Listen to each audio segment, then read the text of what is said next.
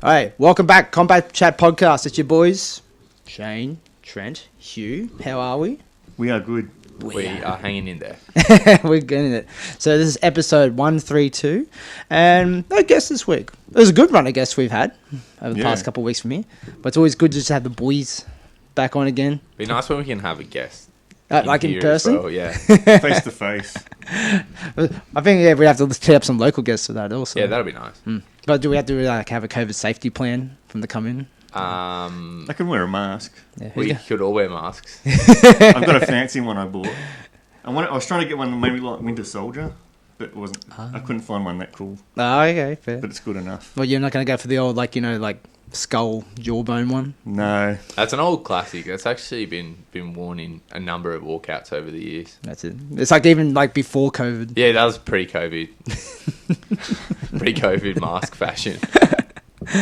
But like let's talk a little bit of stuff that's been going on. So because like we've had guests the last couple of weeks, we haven't actually been able to recap a lot of stuff, and there's been a lot of great things happening over the past couple of weeks. So one had their tournament from there. So we didn't talk about one of the semi-finals, and we didn't talk about the finals from there. But like Hugh, we went take us through. What was the last time we spoke about one? Did we not talk about? Well, it was basically the first semi-final where Saempetch beat Rodlek, and then we didn't really have a chance to recap after that, the events after. Yeah, okay, so this was a fucking interesting tournament in the end, right? Like, I picked this whole tournament wrong. Like, I literally picked every fight same. in the tournament Oh, wrong. I had like dark horse, like Rodlek coming up, but like I wasn't serious. Yeah, like I thought everyone in this tournament was capable of winning it. I thought that was what made it a good tournament, but I picked... Let's run it all the way back. Let's do a tournament recap. So I picked Rodlek to beat Saempetch. I thought Rodlek is a bit smarter on the inside. I think Saempetch can fight somewhat disdainfully. I think the style to beat Rodlek is someone who's kind of going to get off that centre line and sort of trick him a little bit. Like we've seen him in recent fights against guys who want to hold that middle ground and scrap, such as Liam Harrison. Like it's just such a high risk place to fight. But I think Saempetch changed the game a little bit. I think maybe since fighting Nongo has kind of smartened up his style a bit, because he was really doing some nice movement, getting his head off the line against Rodlek and just kind of scoring before Rodlek could reset. So Saempetch looked ace coming out of that Rodlek fight. And then Kulabdam just absolutely sent Sangmanee to the shadow realm on the other side of the bracket. That surprised me too. So I picked Sangmanee to beat Kulabdam. Kulabdam, I said in the kind of preview to that fight, has been exposed as somewhat one-dimensional. Like he had a ridiculous run through the sort of Channel 7 ranks when he was an up-and-comer. And then he was a Lumpini champion and a Lumpini fighter of the or a sports writers fighter of the year. But then when he reached that upper echelon of stadium fighters, got somewhat exposed as a guy with a real bomb left hand, but not a lot of sort of ring acumen, not a lot of defensive capability, and also someone with no energy management. Like if you could sort of weather the storm, you could start to outsmart him. And Sangmanee's very smart. I thought Sangmanee, given that he has some experience in the one format now, like if they were to fight in the stadium, I'd definitely pick Sangmanee. But I said this in the preview as well, like I don't know, because Kulabdam in little gloves is ridiculous. I think a lot of the guys who have just been watching the one stuff maybe aren't aware of just what a hard hitter Kulabdam is. Also, I should kind of... I made a mistake in my preview for this fight in not touching on the fact that Kulabdam took a break from Thai boxing for about 18 months to fight boxing, both amateur and professional. So there's a big culture of established Thai boxers moving over to boxing for the Thai... I'm not exactly sure how the Thai amateur scene works, but it's sort of like the Thai army amateur scene, so that they do a little bit of run there. And then he... boxed on... There's a show in Thailand at the moment in Bangkok called The Fighter. Very creatively named. And it's like a... What's it about? It's like a entertainment boxing show. Like it's kind of in the vein of that sort of Max Muaythai type thing. It's 3-round fights, tournaments, but it's just boxing, and they mix a lot of kind of mid-tier... Is that like a... Is it pro? Or? Yeah, it's pro. So after... pro... Prajanchai just won it at that sort of smaller weight, but Kulabdam was in the bracket there. It's called sort of like a boxing sort of like kind of like boxing journeyman and Muay Thai fighters, but it's pretty entertaining. Like, yeah, 3x3 sort of long running 16 or 32 man tournaments like over the course of a few weeks. So I think Kulabdam, when I was watching him fight Sangmanee, I mean, there wasn't too much to see. This was about 1 minute and just hit him with this ridiculous. It's cold clocked him. Yeah, like it was kind of like he punches in longer combination than a lot of Thai boxers do. So I think Sangmanee was kind of trying to slide out and Kulabdam just 1, 2 lead uppercut, and then but then he just steps right through with his rear left hand, landed so clean. Like Sangmanee was asleep before he hit the floor. And I was watching that combination, like, I think Kulabdam's boxing experience might have kind of cleaned up his hands a little bit, because he always hit really hard, but he was a real bomber. Yeah. And I think as well, like, especially with those kind of, like, longer boxing combinations, people probably expect, like, you know, obviously 1, but then a 2, but after that, it's like, man, it's going to stop now. Or it's going to be changed up to something else, but throwing, like, in a 4 combination from there... Yeah, it does. It just kind of changes up that tempo to something a little bit more unpredictable. Yeah, I just thought that was kind of like a smarter exchange than you typically expect from Kulabdam. But then again, like, you've got to watch Kulabdam fight longer than that to really see if he's made. Like, it wasn't a lot to go off that fight. But yeah, it picked Sangmanee to win that fight, and he got absolutely starched. But then I was tournaments. Yeah, but then I'm watching on like, all right, I think, you know, but then that Saempetch versus Kulabdam fight, very, very interesting fight. And then we find out that Saempetch is injured. So Rodlek, who he just beat the other day, is going to come in and fight Kulabdam. And I'm kind of thinking on that, like, oh, Kulabdam looks like I got swept up in the hype of that Kulabdam fight. Like, I think Kulabdam's looking a bit tidier. He's using his eye a bit more. He's smartened up. And, you know, Rodlek's a bit of a plodder. You know, doesn't move, not super light on his feet. But there to be hit. Yeah, definitely there to be hit. Even in his best wins, like, gets hit a lot. And my logic was, you can't get hit against Kulabdam. Like, you just can't be there to be hit. So I'm kind of going off before the tournament I would have picked Rodlek to beat Kulabdam, but going off how both of their first fight in the tournament went, I thought Kulabdam's probably the pick. I started thinking about what Kulabdam versus Nongo would look like. And then just Rodlek probably looked in this fight. Like, then I could kind of understand why I picked him. Because when I was watching this Saempetch fight, I go, I missed the mark here, picking Rodlek. But then when I was watching the Kulabdam fight, I was like, yeah, that's what I meant. I had it right. Yeah, it looked good. Was like, ring control was really nice. But if you're gonna have like a true Rodlek fight, if you're just going to stand in front of him and go, I'm going to hit you hard, and you're going to hit me hard, let's see how we go. Yeah. You're going to pick Rodlek all the time. Except for Saempetch, you go, hit him hard, but then he won't be there for the returns. Yeah, I think that's, like, he probably did go on to then sort of expose what we were just talking about, like Kulabdam's sort of one-dimensional nature. He just had a couple of plays to shut down that left hand coming back from Kulabdam, and then off the back of it was just head to body with the hands, landed some really nice elbows. Dropped Kulabdam twice. This was an absolute shutout by Rodlek. So, just a really interesting way for this to go down with Rodlek, you know, to get put back in the tournament after taking an L, and then now we'll fight Nongo. But then you got Saempetch to the side going, but I beat the dude. Yeah, it's interesting. Like, I guess it would have been a somewhat anticlimactic outcome to get Saempetch lined up to fight Nongo, because that was Nongo's last fight. So I think... Good fight, though. Yeah, good fight. And I'd love to see it again. Because it looks like Saempetch retooled some things. Yeah, 100%. Would watch it and probably just keep that. I think you can kind of chalk that up. I think he's earned his way back to a rematch. Yeah. Rodlek versus Nongo, I really have to watch some tape and decide what I think. It's probably good as well, just get Nongo back in the ring. Like, these other guys have had a chance to get back in, get Nongo in, and then afterwards, like, you know, not saying, like, you know, Rodlek might do something pretty cool. The thing with Rodlek, you don't know. You don't know. Yeah. And you got any of those kind of coupling of fights, they're great fights. Yeah. No, it's looking pretty good, and it'll be, I think at the top end of this weight class, we needed something to get all the Thais fighting each other. Like, it'll be cool when you can get the top end Westerners back in there. But yeah, I'm looking forward to seeing hopefully they can get a date on that one pretty soon because I think Rodlek's probably.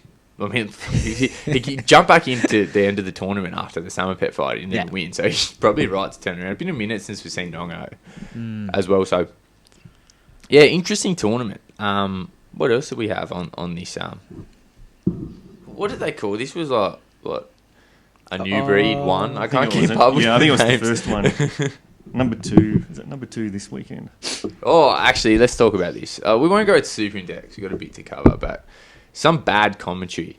Yeah, you think you know where I'm going with this. Look, I grew up with Michael Cervello. Yeah. and I still like his commentary, but it also leads in the fact that when you're commentating, it's probably not your job to score a fight. Yeah. Because it's because you're not in the mind frame of scoring. You're there to announce the action, or if you're there, Kyle, adding some good comments to it and things like that. But yeah, man, I just don't think for them it's their position to score the fight, and it kind of shows that the Muay Thai knowledge is not that up to date. Yeah, this was same thing. It's nothing same as all the fights I was watching. Like when I was a bit younger, it was always the voice on commentary. But it's just this was really. I don't know if this is towing the company line, maybe to just tell the Stamp Fairtex story and because I'm watching this fight. 2 close rounds at the start, right? So the fight is what Stamp Fairtex versus what's her name? Rodriguez. Yeah, great fight. Yeah, really good fight. And just like a star-making performance. I thought 2 close rounds, 1 and 2, but not dominant rounds. Like 2 close rounds in a very sort of traditional Thai boxing kind of way. Like just. One feeling out like some Stamp definitely starts hard, like maybe doesn't.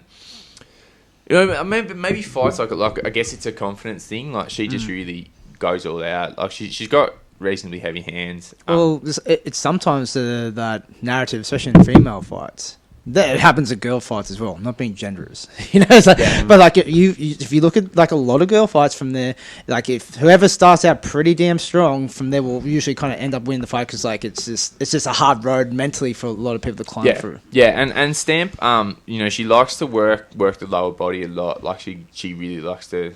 She's got that quite neutral Thai boxing, kickboxing sort of style. Like you saw her win both titles, So leg kicks are a big part of her game, which. If you want to be an effective leg kicker, I mean, I guess there's different ways. Like the way I always kind of see leg kicks is if you're going to do it well, you've got to start doing some damage with them early. Because if you see this a lot, like if you start to kind of hurt someone with leg kicks round 3, round 4, they can probably weather the storm. But if you start to really put some hard leg kicks in round 1, round 2, it's kind of a slow burn. Like they pay. Like most of the time, I think when you see a leg kick stoppage. It's something that's landing from the start and starts to show round sort of 4-ish. That's probably the most typical. So I think that's a big part of that energy is she likes to get going and sort of put some leg kicks in the bank. But round 3, I thought Alicia Rodriguez. I think I'm saying her name correctly. I'm not sure the exact pronunciations.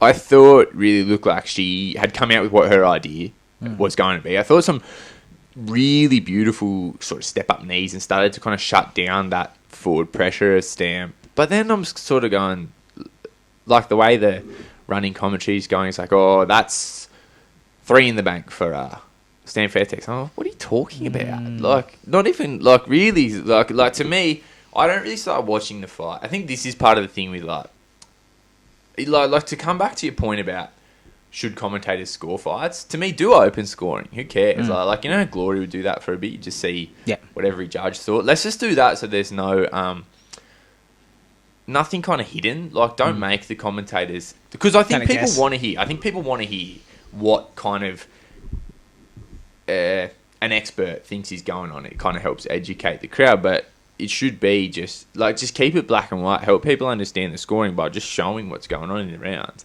Like, I don't know. I guess the argument against it is it sort of like adds to the excitement where there's some mystique of who's ahead. Like, I understand that. Most professional league sports will show the score. So I don't see the difference. Like, personally, I want to see it. I want to know what's going on. Yeah. But I also just think it just takes the... Like, I think the commentator's job is to inform as much as it is to entertain. And I think a big part of that is scoring, because you need to... Like we've talked before about, like, when you're watching a fight, it is at times the commentator's job to steer the uninformed observer into kind of understanding the narrative. I don't feel like I'm getting that. I want to learn about Muay Thai. I'm not learning about Muay Thai. Yeah, and then it's like, but yeah, after that round 3, and it's like, that's got to be... Like, it's just the type of statement, that's got to be 3-0 for Stamp. I go, are you serious? Yeah, you can't just, like, basically dig your heels in with something like you're probably getting half the story. It's like, especially if you're not there. Yeah. Yeah, it's like, we know, like, all the commentaries, like, they're just doing it from Zoom or whatever. Yeah. Yeah, like, or remote. Yeah. For that. But, like, yeah, look, I think this is a good opportunity now to probably bring a third person in. Even, like, we talked about, like, some, like, how boxing, you got that Jim Lampley. Yeah. Rest in peace, Jim Lampley. Like, you just got, it's like, let's go back to, like, our third guy in the ring. It's like, what do you guys score? And how do you see it? And you got, like, a Dorian Price. Yeah, that would be Lucas, dope. Actually, yeah, that was a good idea I thought you had when we were talking about this right after. It's like, Dorian Price, I don't think he's there right now. I'm a big fan of his. Lives in Thailand most of the time, or has for a few years. He would be a really good colour guy. And, like, if you don't think he's... if you don't want him in the booth, if you need someone with that more play-by-play, just throw to someone like that really knows what they're looking at. Like, I think that'd be sick. And there'd probably be, like, someone else who's...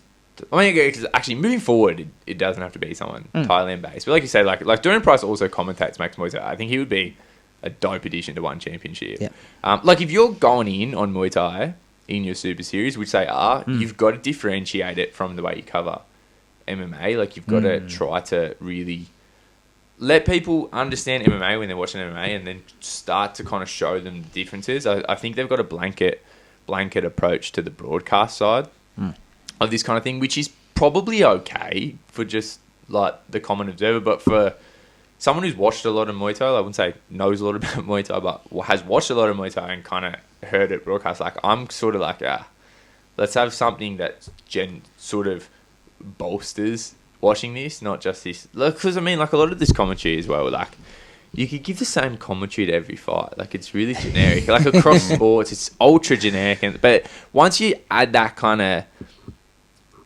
And this would be kind of like company broadcast type rules. I understand that the commentators are sort of just the voice. Like, there's a formula to follow. So it's not like a personal thing towards how the commentators approach it. I think is what ONE Championship should be trying to do. Yeah, but, like, once we get to round 3, I think probably 3-0 for Stan. We go, no. That wasn't, because, like, I wasn't really, like I said, I'm not really paying attention to the score round 1 and 2. I'm just looking at how this is starting to play out. But round 3, Alicia started to assert herself a little bit more and start to score those points. Knees were beautiful. Like, I thought they were becoming a real difference maker. Then round 4 comes along. It's a bit more of the same, but Stamp starts to tire, and you can start to feel that tempo going Rodriguez's way. And then, she had Stamp kind of cornered a lot, was landing those knees quite well, more active in the clinch, just quite handily winning round 4. And then the commentary's like, did Alicia Rodriguez get one on the board here, or are we 4-0 Stamp? I go, what are you talking about? Are we 4-0 Stamp? I was just baffled by that. And then at the end of the fight, I think I haven't really been back and watched this one. Like, I kind of just watched this. Was really impressed by it. I thought Rodriguez looked... Yeah. Absolutely. And like, I didn't know much about Rodriguez, but, like, so I go, this is awesome. That's just, like, what a division needs also as well. And, like, it's been a Stan Fairtex show, like, across, like, 3 things for a long time. And you know what they're trying to do. They're like, they're giving these bum MMA matches, but she needs the experience. Yeah. But, I don't... There's, like, shouldn't be kind of like, is it because of this or like that, like, intangibles. But really... Like, when you, like, high-class Muay Thai, which Rodriguez is, she's like, and you've been having just, like, before that, a couple of bum MMA matches, is this, like, it was could she won if she just focused more on doing more Muay Thai and fighting more Muay Thai matches as well? I think that's the question. Like, I think Stamp fights, they had her win the kickboxing title and the Muay Thai title, and then they're talking about she's going to go to MMA and win I think that was the idea. That was like the pipe dream was like 3 belts on Fairtex. Triple C. Yeah, and then she ran into Janet Todd at the top end of kickboxing, which like that's a legit world class opponent. And then has run into Alicia Rodriguez at the top of Muay Thai. She's lost both those titles. If you're focused on MMA and then just dipping back in to the other sports here and there, at that level, that Janet Todd Rodriguez top level, it won't work. Like you've got to be, they're too different. The landscape's changed too much. And like MMA striking, like even like to me, I don't see a high-end fighter realistically being a world kickboxing champion and a world Muay Thai champion. Like unless you're going away for months at a time for long-ass fight camps or something. I just don't think it works like that. Like they're just too different. So then when you add MMA into the fold, which I would imagine would be Stamp's focus, I would imagine she would sort of just be training MMA and just allowing the stand-up component of those fights to be her training for. Because it's kind of what we've seen. She fought MMA a couple of times recently and then just hopped into this one. Yeah. It doesn't really work like that to go from this absolute bum level MMA that they've got her in and then hop back over to the other side of the fence and fight a legitimate world level Muay Thai fight. I think we kind of have seen. Because she doesn't look bad in these fights, but maybe sort of on the downward slide a little bit. Like, because she got very tired in this one. And it just comes to that point where like you'd think like, she's training for MMA fights and they have 5-minute rounds, so she should be fine. But it's just different. It's not a matter of like... This was 5 3-minute rounds. Yeah. Why did it go to 5? Because it was for the title. So the fight before was 3-minute rounds. Yeah. Was that for a title as well? No, that was just the tournament fight. So I think the whole tournament should have been 5s. Yeah. Yep. Well, at the very least, the final should have been 5. Maybe final should have been 5, but one seemed to be doing the old school MMA way of like, it's a 5-round fight if the belt's on the line and everything else is 3.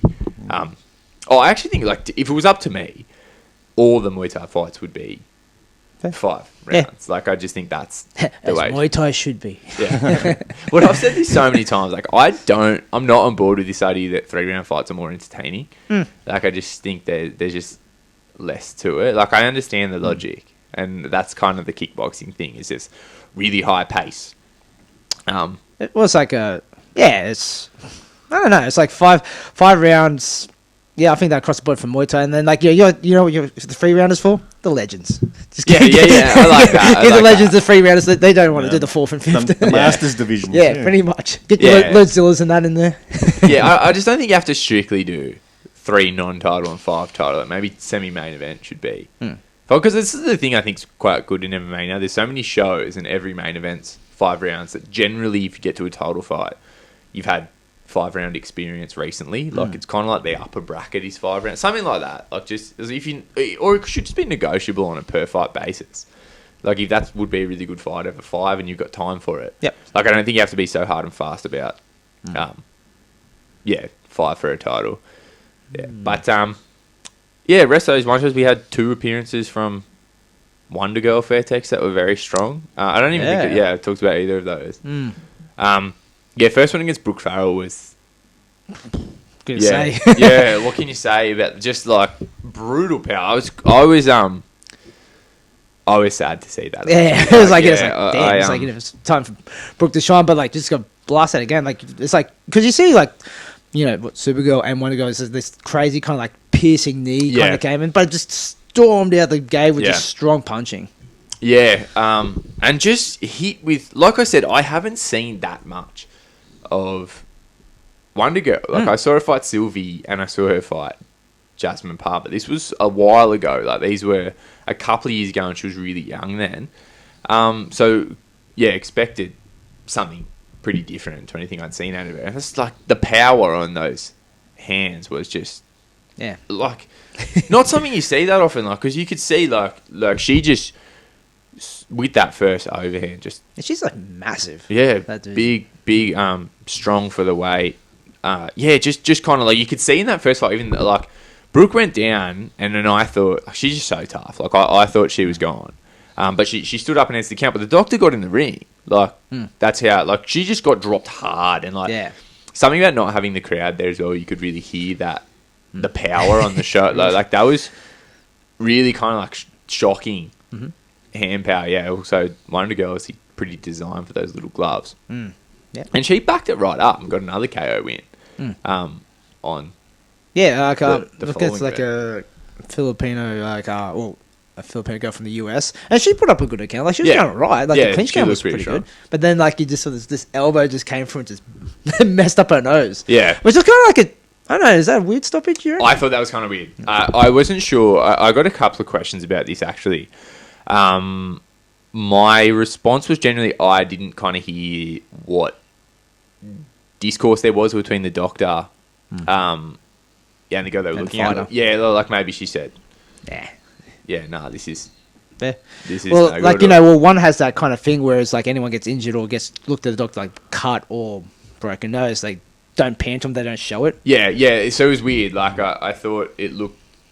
I didn't see that much. I thought it just looked like pretty On standard. the slow-mo, though, I watched that fight, and on the Yeah. slow-mo replay, like, Schilling was saying, when she caught the leg and got that thrown into her nose, so, that's the break, but then it wasn't. It was definitely the elbow. Elbow, yeah. You can see it in the slow-mo and the impact, and you can actually see it split on the impact. You can see it go, yeah, that's broken nose. Yeah, Yeah, oh, it was definitely broken. It was broken, but Yeah. like we've seen that a lot, really. Like I didn't think that. Yeah, Yeah, well, like I it didn't was like think it was a lot of people were saying, like, if it was two guys fighting, Yeah. That you is know, the question. It's a fair question because we see like look how badly bloody Kulabdam was in it, and Rodlek actually. They both got cut, and they were both.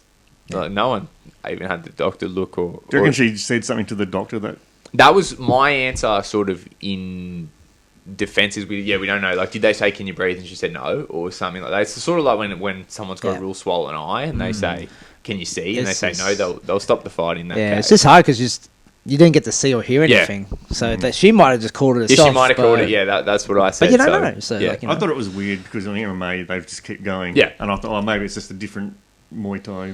No, rule most set. Muay Thai fights as well. Like you see some really gritty broken Yeah. noses. that's it. Most of the time you just take that Anthony Smith approach. Yeah. It is what it is. Yeah. Just keep going. Like you mean like the homie Sangmanee when he fought Tananchai, the however 8th time or some shit. He got his nose turned into the tornado emoji, and like no one had the doctor look at him or anything. But like you don't know what one's rules are, and I guess my main point to that because like a couple of people did ask me what my thoughts were. I agree it was a bit strange, but I would need to hear what the conversation was. I don't. No, I don't know. I don't remember hearing anything. Yeah. about it. It was So pretty good couple of events. There's more fights, but a couple of events, and and there's a few fighters there that are making some double up appearances, like looking pretty good. Like Sock Fire. Sok T, yeah. He He had a hard run as well because he fought Monko Pet. Monko Pet looked Yeah, good, fair. just too big, too strong for him. But then he just seems to just be always around and down. He had a wicked stoppage against another guy who said hard because another repeat appearance was Huang Ding, the Chinese boy. And he had a rough one as well. Like they were both coming off losses in the show before and jumped back in a couple of weeks later. But Sok T, good, caught that kick and then just kind of an unorthodox answer to catching a kick, really. Yeah. Well, I thought he just flat out dropped him because I go, oh fuck, he must have hit his chin pretty good. Yeah. But then like, it didn't look like that though. And then you just see him just grab that kick and just plowed him into his solar plex. That was a- delayed reaction, too. Yeah. You Yeah. can see him like that, and all of a sudden he's like... That was an absolute money Yeah. shot. Like it was quite cerebral as well. Like you see from where he had him positioned against the ropes and just that sort of posture was just sort of perfect. When you watch that slow mo, it was just perfect. Yep. Perfect shot to the midsection. His soul left his body. Yeah, that was a bad one. And that, his opponent though, like he was looking alright. Like he was like just ripping the liver of Sok T a lot of times because like Sok T would just get crunched over and just hitting the body and getting legitimately hurt. Yeah, as not well. really one to block anything, Sok T. Like, Well, I thought like in that fight, I go, oh yeah, if anyone's gonna get stopped with body shots, be Sok T. Yeah. But like, damn, just turn the really tables. Flipped the script on that one. The other one that's probably worth mentioning is I was very impressed by Marie Rumet. I think it's Rumet. I think she's Estonian against Little Tiger. Yeah. Which is not a name. I don't know. But that's what she's billed as. That's the Rampage Jackson thing. I don't know. But Little Tiger looked little. But I remember I was watching this fight and I was just kind of like, it's one of those interesting ones. Like I watched like I hadn't seen heaps of Maria or where she'd been fighting on that kind of entertainment scene in Bangkok, the Muay hardcore. But the resume they read out before a fight, though, I was go, damn, Yeah. don't fit. But then you kind of see her like in the corner when they're announcing this, and she looks looks very unsure, like kind of like shy, like tee. And then I was like, oh okay, like I don't know. You try to read the body language, and that was one where, oh, I'm not really sure about this one. Like, how's she gonna? But then like once the bell sounded, she was just fucking ruthless. Knees were unreal. Knees, elbows, Yeah. just absolutely uncorking massive elbows on Little Tiger. Then again, Little Tiger didn't have a clinch game really. Yeah, no, yeah, she's just real shut and looked great in the clinch. Yeah, I was impressed by her. Yeah, definitely want to it'd see be her interesting again. for like a few of the people coming in these fights, they're kind of like it's a bit of a wild card of like who's getting the call up because they're signing every foreigner in Thailand because I think they're kind of getting ready now. Maybe to do another run at the Bangkok only shows. I'll talk in a sec about the announcements this week about what their plans are. But yeah, like it's a good time to be a foreigner in Thailand as far as opportunities concerned because a lot of these guys are getting signed to fill these cards. Well, it's like, we'll talk about, will we have time? No, we won't have time, I don't think. But like, the upcoming one card. Yeah. Yeah, Pong Siri versus Sean Clancy. Yeah. That's good. Good fight. Yeah. Yeah. And then Sean Clancy, a good example of kind of right place, right time signings. Legit world-class guy. And Yep. yeah, they're kind of hurrying to And get guys Pong in there. Siri's probably thankful for having like a bit of like a shorter dude match. Yeah. Yeah. So the recent series of events in Bangkok's been good. We're in Bangkok again, I think, this weekend. And the next one's also... Yeah. Two more in Bangkok before they sort of move on. So, yeah, the first one will be co-headlined by... Yeah, Sean Clancy and Pong Siri, which is quite a good match. And the Super Lek will fight in a kickboxing fight against Fadi Khalid, who's also been on this Bangkok scene. Which, two pretty good fights, I guess. Yeah, I don't know. Well, that's a kickboxing fight. Super Lek and Fadi, which I'm... Interesting. Yeah, I'm not positive about. I think Fadi... No sweeps in kickboxing. Yeah, I know. But, I mean, like, Super Lek's kind of game is just all right side. Like, just fire... I'd rather just see it all Muay Thai I'd and rather see it all MMA. Muay Thai too. Muay Thai and MMA, because I still like MMA. I still like to mix yeah. it up a bit with the different styles. But yeah, I reckon it would be good if they kept it in that format. Of course. Yeah, so next show will be pretty good. And the announcement this week was ONE will move shows to Shanghai for a few weeks. The next few shows after this are going to be Shanghai. And then they return home to Singapore. Interesting because Singapore are one of the most proactive, probably. Oh no, they're doing well as far as their numbers. So they're being quite proactive about a border opening plan. So I think if everything keeps going the way it's going, they're going to have a lot more opportunity to call fighters in. Yeah. I think the first Singapore show is November, so we go the next couple of weeks in Bangkok, then a month or so out of Shanghai. And then we go Singapore, November, and I'm pretty sure the plan is then they will be able to fly fighters in. Damn. Yeah. It's looking good. Yeah, I Towards think, the end. they'll have to just buy a hotel or something, and guys will have to quarantine, I'd imagine. But, yeah, because I think what started this was Jonathan Haggerty posted something, and Chartry commented saying, see you in November, back in the One Ring. So...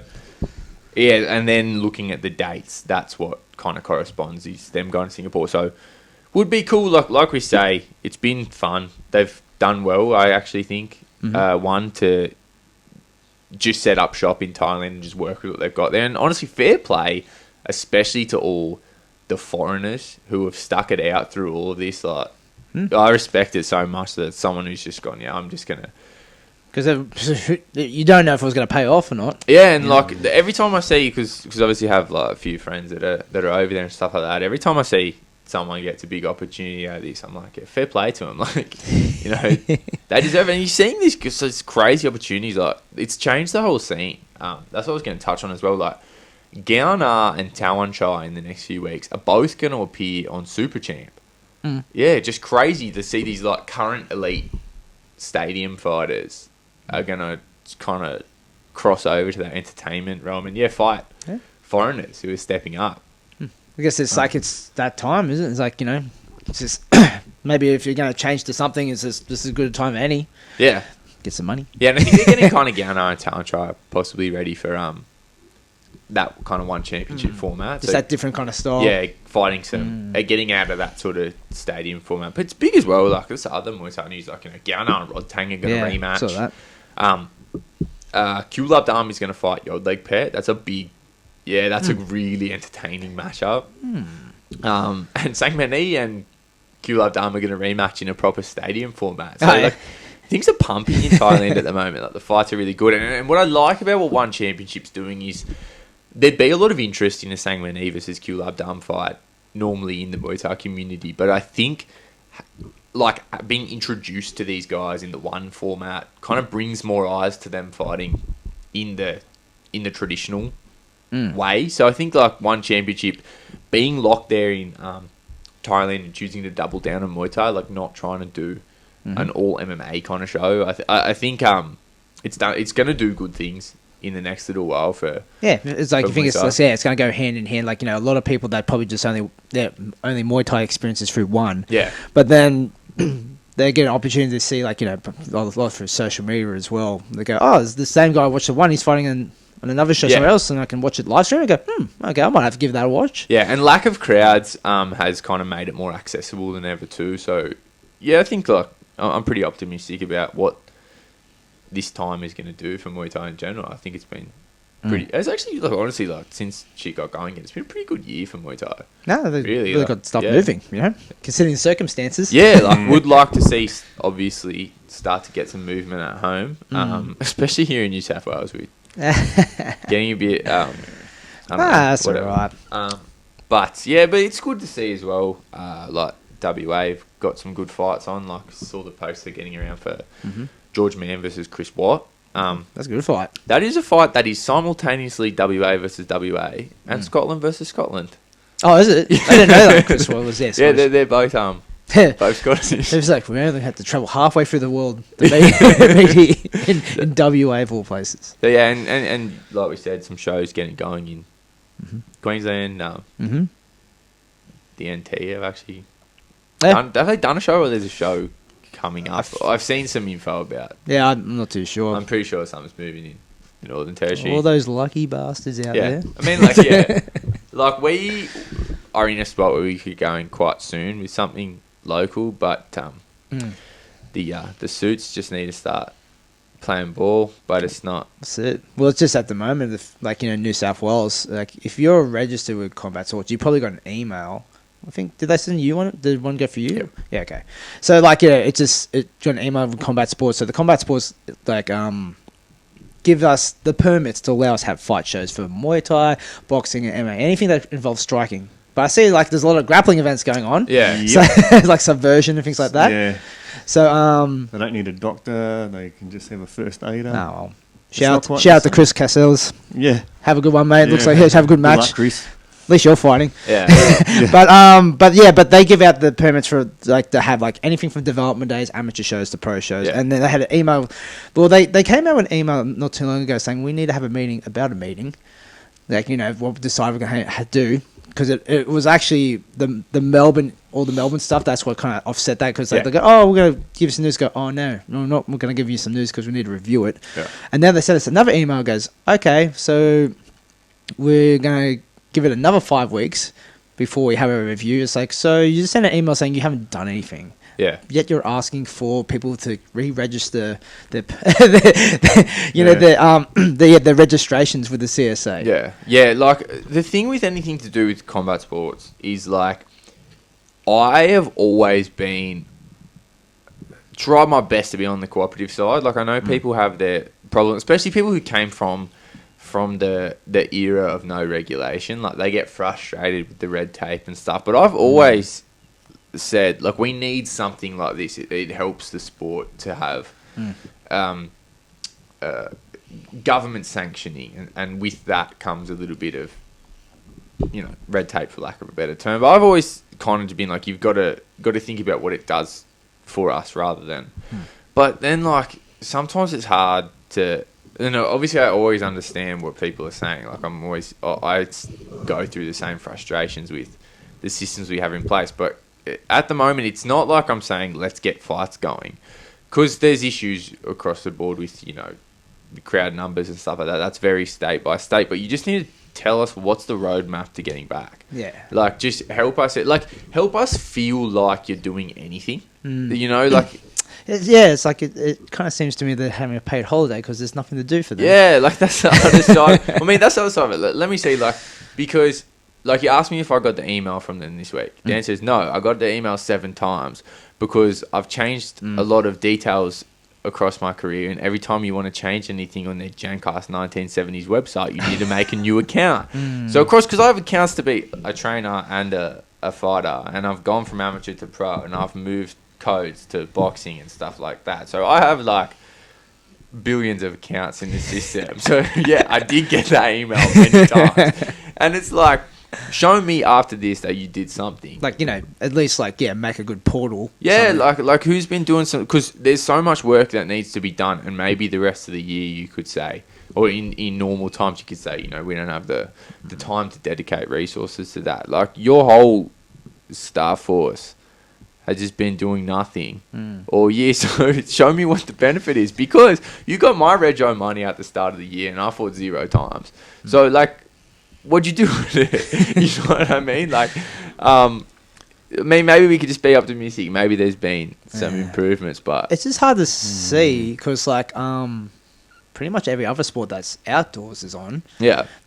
So what's the way around that? Do I have to do an outdoor event? Yeah. Tell us that and we'll figure it out. Is that the limiting factor? Yeah. Because I expect the same thing. There always has to be a capacity thing, and you have to do, at the moment, comply with all COVID stuff, which is absolutely fine. Which is cool. Yeah, which is cool. So how are the grappling events staging? Don't know. There's no logic. Are they inside? I'm assuming they're inside. Because jiu-jitsu and that, they're not under the combat sports authority banner, which I don't get. It's a combat sport. I've had this conversation with a couple of people, and it's the same thing. Like, why aren't they registered with CSA? Yeah. Why don't they have the same sort of terms and conditions? Because they're not getting punched and kicked. Yeah. Well, because I think the other side of it's the problem is not the competition, right? It's the number of people within a dwelling. So I guess, considering grappling events are sort of pay to play, they don't have a crowd-based economy, so you can just say no spectators. I'm not sure if that's how it is, but you could say it depends on. Mostly it would be that way. No spectators, unless it's a professional event. Yeah. Whereas in a Muay Thai show, it's just not viable without a crowd. It doesn't have the money in the sport, and when an event comes in, that even almost pays for the show is the crowds that are there on the day. That's right. So no, jiu-jitsu as well. They probably have to pay to do it, eh? But subversion, is that a pro event? That's not a tournament. Sure. I don't think that's a tournament. I don't get it, but that's the thing. The overarching point is I'm not gonna be all I see some people just start the fights again and go, it's not that simple, idiot. But but I'm not saying let's start fights tomorrow. I'm saying tell us what the roadmap is, because we're doing okay. As far as if you go state by state, New South Wales isn't miles behind somewhere like Queensland or WA is probably still there's not too much in there, right? We're not compared to Melbourne, sorry, but we got lucky though. Yeah. We could have easily been the same as Melbourne. We weren't getting triple. Right. We're not getting triple figures like Melbourne had. And the other side of it's just you just need to help us feel like you actually care about starting this up again. You know what I mean? Help us. But because I think there's probably just more of a tangent I intended to go on, but that's how it goes. The issue here is that the roadmap is exactly like when the gyms reopened. We got the kind of legal compliance information, and then gyms had to get together and say, here's our 4-stage plan to reopening. And then New South Wales Health can say, yep, that's cool. It's the people in the industry have to work with the government to get this together. If we don't know what the movement is on getting shows back, we can't build that roadmap. And a lot of good, smart people want to start putting the roadmap together because we care about seeing this year go back, and we want to know. It's not a matter of just let us do shows exactly like we used to do them. We get it. We can't. That's fine. Let us figure it out though. Yeah. Not just be we did another meeting to follow up on that meeting last month. They're just the meetings, but the meetings not involving the actual industry. Yeah. It's just amongst yourselves. Like, there's no discourse. You're not asking us, like, oh, do you have COVID safety plans? Well, what do you guys think we should be doing? It's like, fuck. It's like, it's another example of government forming policy without consulting with someone who's in like an operational. Is that like that bigger brother mentality? It's just, it's like, I know better because I'm at the top. That sounds like a policy thing. Yeah. But it's the things like, don't just be like, oh, we can't contend with the compliance issues, so there's no shows. Lay out, this is what we've got to deal with, and let the promoters figure out, A, what they would do, like to come back and say, here's how we deal with this. We do social distance seating and only X amount of people. And that's where the compliance would come into it. Yeah. And then let them just kind of engage with that and say, okay, but then also that helps the promoters decide whether it's viable for them to do a show, or they go, okay, we'll wait until we're one step out of this. Like, that's why WA has shows now, is because they were always hard and fast to a step-by-step approach, whereas we've always just been playing it by ear. And it's frustrating for anyone who, I guess it's like, you can understand why there's been no shows, obviously, and there are much more important things in the world, so fair play. But as things start to, here in New South Wales, things are feeling pretty normal again right now. Like, if you, mate, I'll go out to the shopping centre. I wouldn't even expect like anything happened. It feels pretty over. Hey, right? lady, that's my back. Get your elbow out of there. Stop touching me.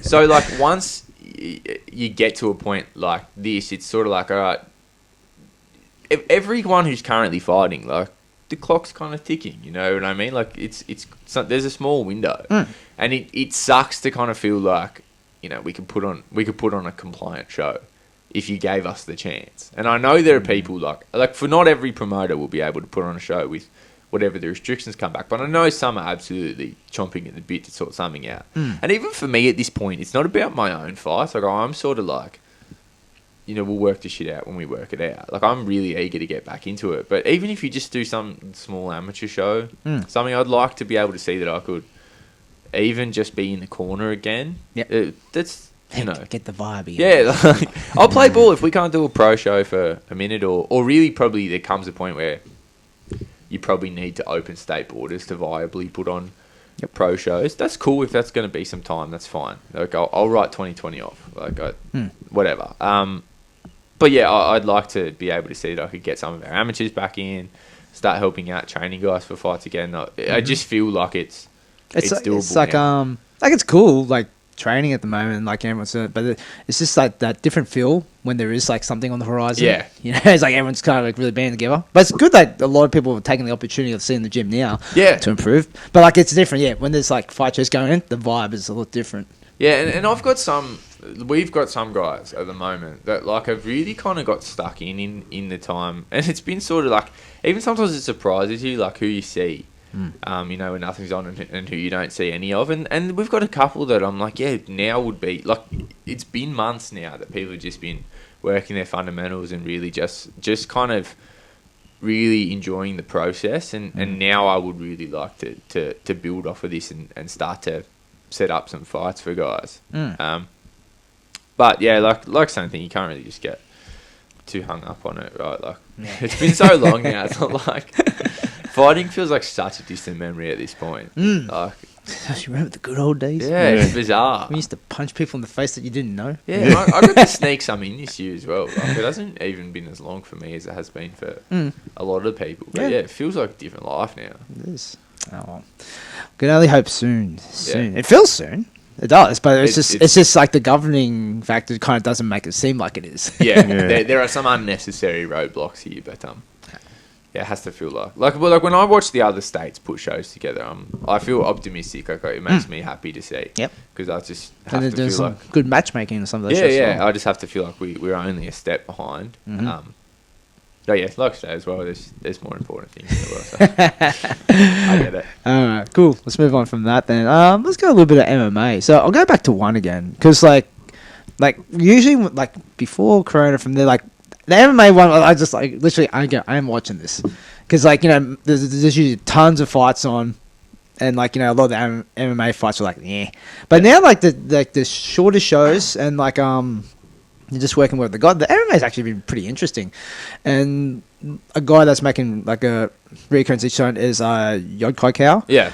Like watching him. Yeah. This is exciting. Yeah, It's he like- kicked a man's legs to pieces last Alex night. Shield from let's say he's a US fighter, but he's fighting with Tiger Muay Thai. Yeah. Second Tiger Muay Thai duty fought as well. Yeah, right. Oh, yeah. He's got a grappling background, and I think they said DJ Jackson is running the grappling program there. So he's a pretty high level like grappler and wrestler, but he got his legs annihilated, chopped out from underneath him, which is like to be expected from YTK. Yeah, YTK, my man.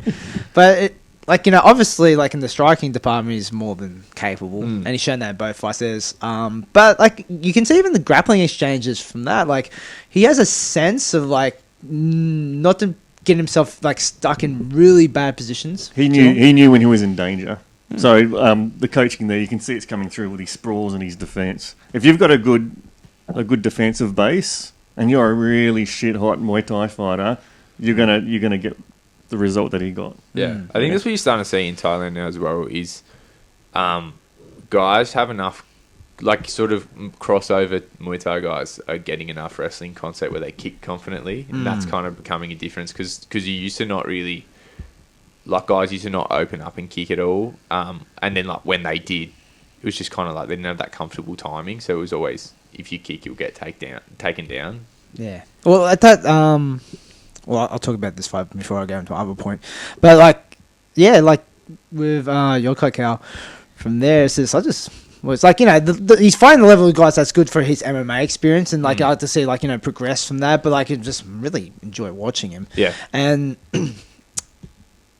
going into that fight from there, like it's funny how you kind of see like what's his name, Alex, like he got dropped 8 times by leg kicks, and I guess it's weird with MMA because there's no 8 counts, but like you go and go, I don't know, when do you call it? Yeah. I know it's funny because like it's not like getting absolutely like his brain rattled or anything like that, but like every time he got kicked, his legs would literally fly out from his down his butt, and then Yodkaikaw goes, "Well, I'm not going down there." Yeah. It's like you got to stand back up. And he's going, "Oh shit, I guess so." But after the 8th or 9th time, he didn't want to get back up. It was, you can see his leg was cooked. There's like a reluctance to stop fights because of round, like because like I think when it got into that 3rd round, the ref was having a good look. He's just going, all right, if he gets kicked in the leg at least 46 more times, I'm just gonna have to stop this. I'd like to see his leg the next day. That would have been a unique colour of rainbow. So a tough flight back to Phuket. Oh yeah. Oh, and there. So like speaking of MMA, Fabian Pinker. Oh yeah, we didn't touch on Fabian. Like his MMA debut. That was bizarre. It was. Yeah. And like you could see like for Pinky like seasoned combat sports veteran, but when it came to MMA, like they totally understand. Like it just looked like it looked weird, like a lot of his timing and that. Like he couldn't get a read on his timing in the first 2 rounds. I thought just struggled to open up. Like he was quite sort of reluctant to throw anything, especially in that sort of. He landed some sweet elbows. Like he actually did some good work. I just felt like was kind of just kept getting stuck with just like a reluctance to capitalize on a lead and just didn't really throw enough. Like kind of let his opponent's name escapes me. Kind of just let him get away with things he would land. Kind of what was the spinning back fist? Yeah, He got dropped that's kind of the cleanest spinning back fist you it ever was a see. pretty sweet spinning back fist. Fair play. But yeah, that kind of was there was kind of not a lot going on, and that was kind of the main moment. But I thought at the end of that fight, Fabio was actually going pretty well. I thought it started to show what he could do with if he just opened up a little bit more. Was landing kicks quite well to the legs, but was fairly reluctant to kick above the waist. I would imagine for reasons. Yeah, well, it's like in that first round, he was going right, and then he just got caught on a takedown and just spent all the time on the ground, getting pummeled a fair bit actually. That one, but let me see who's his because Shannon Wirachai. And a guy who's had kind of 16 or so MMA fights, and been fighting for a few years. He's like for people like Shinya Yoki, Hernando Bernardo, like pretty good guys. They're good experienced guys. But I guess it's one of those ones for Pinker. It's like I guess because it's like limited in terms of opponents. The guy's like, well, we got this fight. from there. And and usually a lot of times with Shannon's like he just likes to stand and bang. Yeah. But obviously Shannon just goes, yeah, I'm going to change the script on this a bit here, I think. Yeah, I thought it was quite a reluctant performance by Fabio Pinker, or a tentative performance rather. Like I wouldn't write off his chances in MMA because I think when he opened up at the end, started to put his foot on the gas, started to land quite well, and started to sort of there was a sort of the cumulative effect of sort of his low kicks and stuff like that started to show up. Round 3, I just think just needed to get used to MMA a little bit. See, to me personally, I have no interest in watching Fabio Pinker fight MMA. I understand the move. When you've had 100 and something fights at a really high level, like Fabio, you'd like to go to a sport with a bit more notoriety and money. Probably. I get it. I always get it. But yeah, personally, Fabio's one of my favourites. No interest in watching him fight MMA. Yeah, I guess maybe he just has his own thing. Yeah. Maybe he wants to be the Triple C. Maybe. Especially when ONE has Muay Thai now. I'd just rather watch. Oh, of course. Fabio fight Muay Thai. But it's definitely one of those ones as well where you can't write him off. Yeah. It's first time. And he looked actually good towards the end there. But Had moments, yeah. But it's up to him if he wants to continue doing it though, because it looked like he was having a pretty rough run the first 2 rounds though. And also very difficult to make a sport change in your mid-30s on the back of such a long Thai boxing career. Fabio's copped a lot of damage over the years. Just not like he's a brawler or anything, but just he's had hundreds of fights, and fought Sanchai and fought really good guys. Well, it was Rajadamnern champion. Yeah. Well, it's one of the best to ever do it. Yeah. Across Muay Thai and kickboxing. Yeah, and so it's I understand the temptation, but it's always sad to see someone kind of just make the leap, on the back of such a long career, and it's sort of I guess maybe they haven't given themselves the best chance, and yeah. I'd rather just see. Well, it's kind of Gokhan Saki, that's a really good example. Is Gokhan Saki if it was? It's one of those things you kind of feel like if it was going to happen, it would have happened 10 years ago. Not, but it's very difficult to reach the pinnacle of one sport and hop to another. We barely ever see that actually happen because the time it takes to get to one kind of removes your opportunity to switch over to the other. MMA fighters that do well off of a specialty lay a base and hop over. They don't really go all the way. I guess that's why MMA is so dominated by elite competitors in collegiate sports, because they're designed for you to be done when you're 20 years old. That's the base is laid, but you still have that time to make the switch. It's kind of different if you pursue a Muay Thai or something like Fabio did. Yeah, to get into doing everything he did took well over a decade. Very difficult now to hop over and start from scratch. You got your stance there, but there has to be changes that have to be made to it. Well, respected though. Respect, that's a big thing, to not sit where you're comfortable and really just go, fuck it, let's give a whole nother sport a go. You can't not respect it, but to me, I just really like watching Fabio fight Muay Thai. So. I don't really like watching MMA in general. Fair enough. Right. So that's just me being selfish. So let's go a little bit of jiu-jitsu. There's a bit of jiu-jitsu stuff. Submission Underground had an event recently. Yeah, last weekend, or a few days ago anyway. 500 events in 2020. And all of them headlined by Craig Jones. Yeah, late to the man. Yeah, Chael Sonnen's really sort of propped Craig Jones up as the world number one.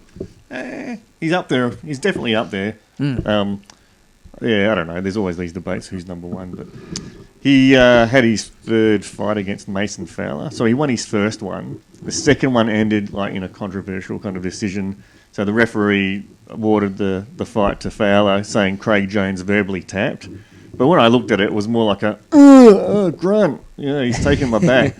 But if they're going to... I was a bit confused by the refereeing because they were saying, well, under IBJJF rules, if you make a noise, it's a verbal tap. But they're doing EBI rules. So... you can groan all you want. Yeah. I don't know. So this was their third go. But this one... I wouldn't say it was the most exciting match in the 5-minute round. It went into overtime, like the EBI overtime, where Craig eventually got his back taken by Fowler and ended in a rear naked choke in the second round of overtime. But yeah, I don't know. It's good and bad with the EBI rule set. I mean, it's good in the sense that you're not going to decisions because you're getting a submission out of them. But it's bad in the sense that you can like game the rule set and just defend until you get to overtime. And when you're in overtime, it's like hypothetically you might have a team of grapplers that only train overtime submissions from the back or from an armbar in that spiderweb control. So yeah, I don't know. It is what it is. So that the third one went to Fowler as well. I'd still like to see them fight again. So that was good, and there's a few other names in there that I'll call out, like Richie Martinez. There was a lot of Z guard and a lot of open guard playing in there. He was against Ben. Oh, how's he say? Ben Egley. Egley, yeah. Yeah, I'm going to go with that. So again, that went into overtime, and armbar, which is what he specialises in from that. The spiderweb position. Richie Martinez. Is that the boogeyman? Yeah. Yeah. Yeah, that was Richie. The boogeyman's been in there a minute. He has. He's been around for a while. I mean, he's a legit fighter and black belt. And I do like watching him fight. But I think, part of me thinks that the EBI rule set sort of favours that 10th planet kind of style. Oh, of course. So Yeah. Eddie Brothers Eddie Brothers just goes, this is what we're going to do. Call me crazy. It was like the OT tournament he had. And it's basically just a shootout, an overtime shootout. But, it is what it is. Change it up. Let's let's start in guillotine or let's start in heel hook and let's see what happens then. And Jesse Taylor was in there. I haven't seen his name for remember him? Old school UFC. The Ultimate Fighter not that Dude. long ago, though. He did that. Feels like a long time. That recent-ish. Looking absolutely jacked. Yeah, as well. but I think he came from the Ultimate Fighter originally, but they did another sort of comeback season only like a couple of years ago. Yeah. Mm-hmm. He lost. Did he win it, actually? I don't remember. I think he might have. That's where he's been on the I think he's on there, but then he got kicked out of the UFC. Some shit like that. He did something stupid, like fighters like to do. He lost to Roberto Jimenez. Sorry, Roberto. Roberto sitting down, that fucking guy. He got armbarred, but that was in regulation time. So it's good to see. It's good to see that sort of like more aggressive, offensive fighting style rather than just defending and guard.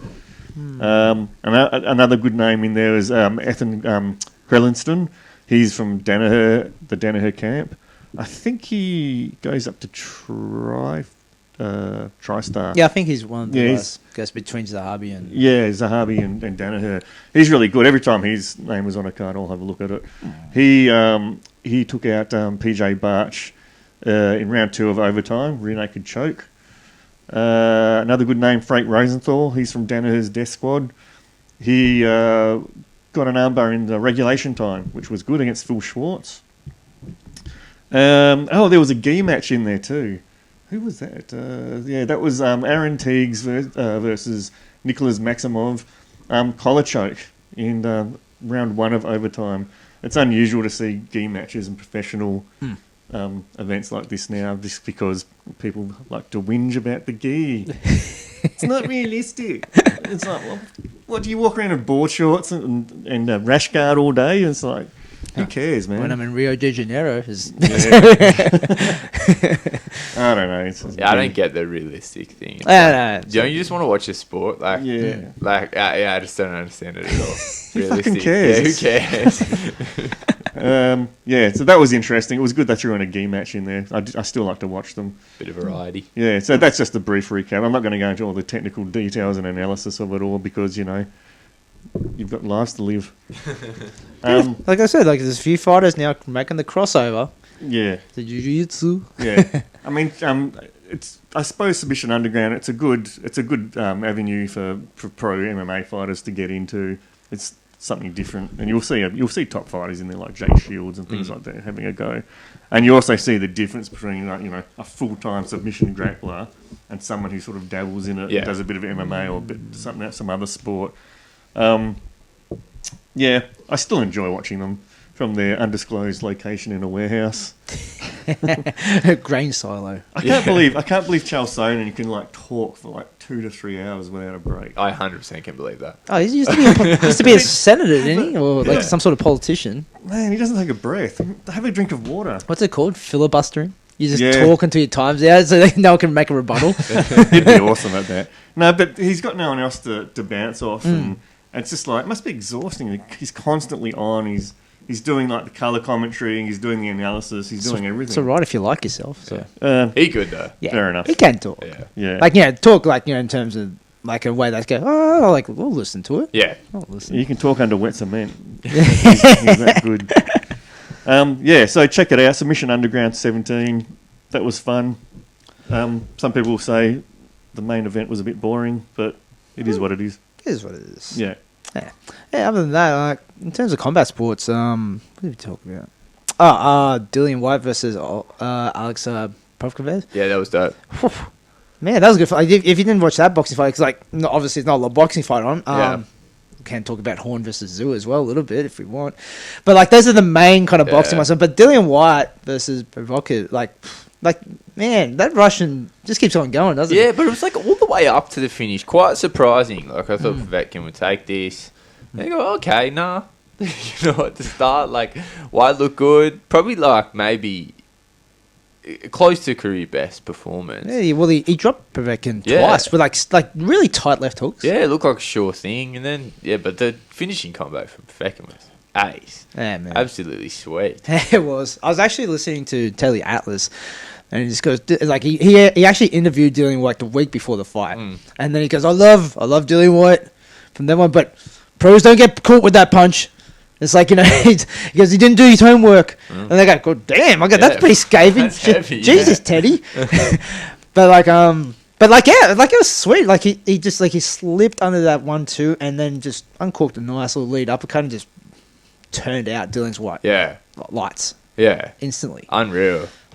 Because I saw the stoppage first, and I found out it was kind of on the earlier side of the fight. I go, Dylan got iced. Yeah. And then was when I went back and watched the whole fight. Like, that was like, it was more impressive, really, like, to get, but then it's like, you hear kind of after the fight when Povetkin's saying, like, no, that, like, the fight went exactly to plan. I'm like, no, it didn't. I planned to get knocked down twice. When people say that. I planned to just get. It sounds good. He's out there, right? But like Povetkin, like now, like I guess he's lined himself up for a title shot.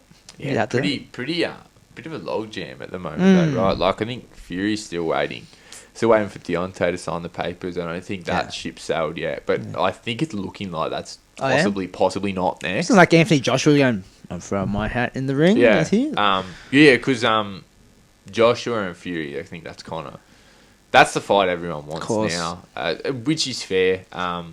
But Deontay has a rematch clause, so it's just we're still waiting for final word. Whether the word is that Deontay's actually not going to invoke his rematch clause. Well, I suppose he got a dent in his head. Yeah, for that reason. Does he really want a rematch though? I mean, what's the point? It was the suit, man. Yeah, because like he's got enough excuses. Yeah, why not? But I mean, if he's got the clause, that's the contract, right? So, and I'll watch him fight again. Yeah. But that was like looking close before everything got shut down. They were going to take it to this part of the world possibly, when it looked like we were possibly going to be allowed crowds and nowhere else was. But yeah, so it's a bit of a logjam because we still got to wait. I think Deontay still has some time to confirm. Isn't Canelo? Have I got the name right? Canelo? Yeah. Wasn't he meant to fight now? He's got a fight coming up. Yeah. Don't they keep putting it off though? There was Sounds like isn't there some bullshit going on here? Like, I don't know if they're using Rona as an excuse, but they keep delaying it. Because there's been some problems in boxing with purse renegotiations. So I've heard this in a few fights.